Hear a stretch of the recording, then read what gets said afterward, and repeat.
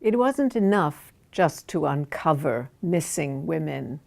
We still needed to know why women had been so persistently disadvantaged, oppressed, marginalized, subordinated. You pick the word.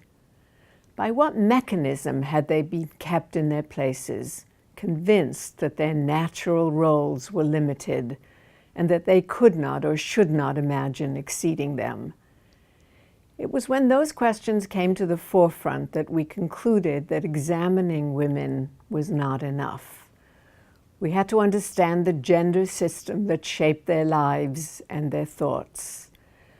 We imagined gender, like race or class, as the social relation of the sexes.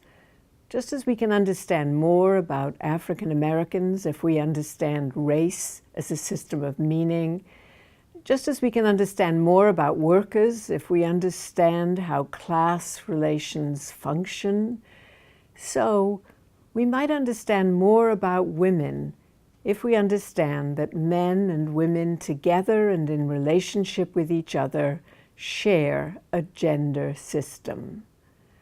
Like class and race, gender is normative. A gender system shapes our expectations of ourselves. It models or restrains our aspirations. It provides the boundaries of our imaginations, illustrations of what we may or may not accomplish. It defines what's fair and what is not fair. Gender doesn't do any of these things alone, of course. It operates in conjunction with class and race and religion and a host of other meaning systems, to use a phrase that the sociologist Frank Parkin developed, to determine the conditions under which men and women live. Because we believe it to be natural, gender is in some sense self-policing. Just as colonists believed there was a God-given order and later a natural order that kept each man in his own position, so the relative positions of men and women had been ordained, or so it was thought. They were not subject to protest. It was just the way things were. Under those circumstances, it was understandable that most women accepted their disadvantaged positions. But how then did we account for rebellion, for the adventurous individual or the rise of a women's rights movement in the 19th century?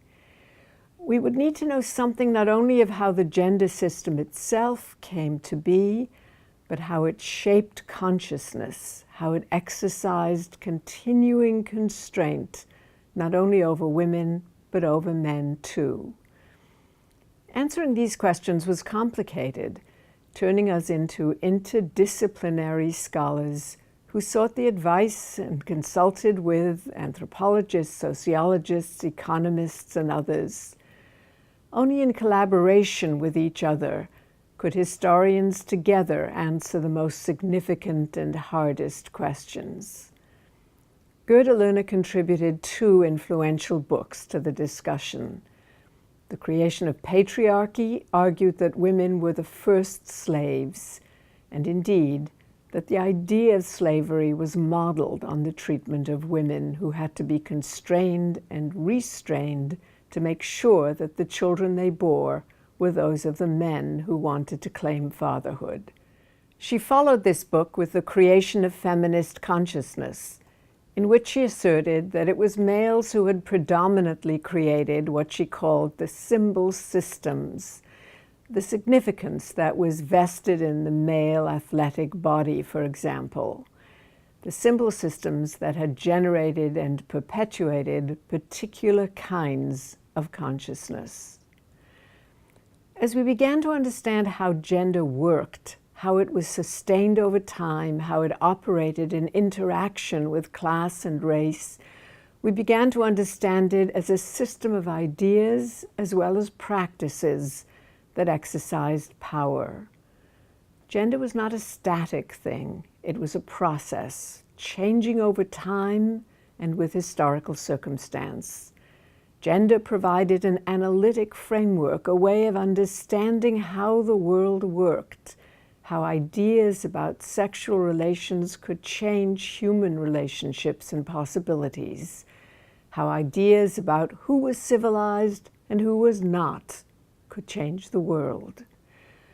We knew then that we had history by the throat, that a history that ignored gender could only be limited, partial, so flawed that we could not credit its assumptions and conclusions.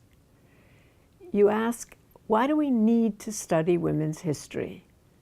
And I answer that all historians now have to take into account new kinds of sources, interdisciplinary methods, collaborative techniques, insights that come both from disciplinary practice and from outside the box.